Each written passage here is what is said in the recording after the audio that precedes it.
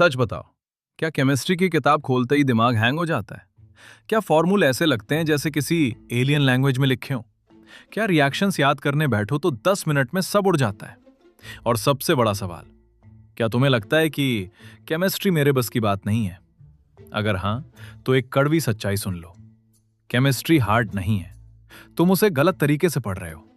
और यही गलती 90% स्टूडेंट्स हर साल करते हैं। अब ध्यान से सुनो। जब मैं पहले केमिस्ट्री पढ़ता था तो बुक खोलते ही दिमाग ब्लू स्क्रीन एरर दे देता था। इतने फार्मूले, इतने रिएक्शंस, लगता था पूरी पीरियोडिक टेबल सीधे दिमाग पर गिर गई हो। लेकिन आज मैं एक ही बैठ में पूरा चैप्टर खत्म कर देता हूं। रिएक्शंस ऐसे याद रहते हैं जैसे फोन का पासवर्ड। और सबसे शॉकिंग बात, मुझे केमिस्ट्री पसंद आने लगी है। ये कोई जादू नहीं है, ये प्योर साइंस है। Brain psychology plus memory systems plus smart strategy. और अगर तुम अभी भी सुन रहे हो तो इसका मतलब है तुम भी ये कर सकते हो। लेकिन यहां ज्यादातर लोग रुक जाते हैं और यही सबसे बड़ी गलती है। स्टेप 1, केमिस्ट्री की केमिस्ट्री समझो। सबसे पहले एक इल्यूजन तोड़ो। केमिस्ट्री एक चीज नहीं है, वो 3 अलग अलग गेम्स हैं।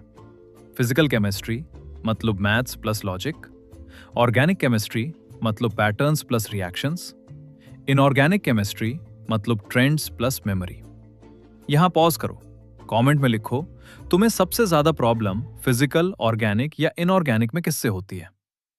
अब सोचो, अगर 3 अलग गेम हों और तुम तीनों को एक ही तरीके से खेलने की कोशिश करो तो हारोगे ही ना। यही होता है। एक ही स्टडी मेथड पूरी केमिस्ट्री पर लगाना सबसे बड़ी मूर्खता है। यह समझते ही तुम आधी लड़ाई जीत चुके हो। लेकिन कहानी और भी डार्क है। स्टेप 2, पैसिव रीडिंग तुम्हें बेवकूफ बना रही है। सच बोलो, तुम क्या करते हो? बुक खोलते हो, लाइन बाय लाइन पढ़ते हो और सोचते हो हाँ समझ आ गया। लेकिन दिमाग में कुछ रहता नहीं। क्यों? क्योंकि ब्रेन लर्निंग से नहीं, एफर्ट से ग्रो करता है। इसलिए लेजर फोकस लूप यूज करो। पहले 30 मिनट में वीडियो या शॉर्ट नोट्स देखो, फिर बुक बंद। अब अपने शब्दों में पेपर पर एक्सप्लेन करो। 2 से 3 सवाल तुरंत सॉल्व करो और कॉन्सेप्ट को जोर से बोलो जैसे तुम टीचर हो। 20 से 25 मिनट का यह लूप रिटेंशन को 4 गुना बढ़ा देता है। और अब वो सच्चाई जो कोई टीचर नहीं बताता। स्टेप 3, सिलेबस से पहले एग्जाम पकड़ो। ज्यादातर लोग सिलेबस से शुरू करते हैं और वहीं फंस जाते हैं। स्मार्ट लोग क्या करते हैं? लास्ट 5 इयर्स के क्वेश्चंस उठाते हैं, देखते हैं कौन से टॉपिक्स बार बार आ रहे हैं, पहले वही पढ़ते हैं। पहले क्वेश्चंस, फिर कॉन्सेप्ट्स, फिर नोट्स। इससे तुम्हारा दिमाग सीधे एग्जाम ब्लूप्रिंट के हिसाब से ट्रेन होता है। रैंडम मेहनत नहीं, टारगेटेड अटैक। अब सुनो ध्यान से, क्योंकि यह पॉइंट तुम्हें शॉक करेगा। स्टेप 4, ऑर्गेनिक केमिस्ट्री रट्टा नहीं, पजल है। ऑर्गेनिक से सब डरते हैं, लेकिन सच ये है रिएक्शंस रैंडम नहीं होते, वो पजल पीसेस होते हैं। Nucleophile versus electrophile, SN1 versus SN2, functional group convergence. जब तुम रिएक्शन प्रिडिक्ट करना सीख जाते हो तो रटना अपने आप खत्म हो जाता है। एक रिएक्शन मैप बनाओ। एक पेज पर सारे रिएक्शंस को मेट्रो लाइंस की तरह कनेक्ट करो, तभी ऑर्गेनिक मजेदार लगती है। अब एक wake up slap. Step 5, physical chemistry equals maths plus intuition.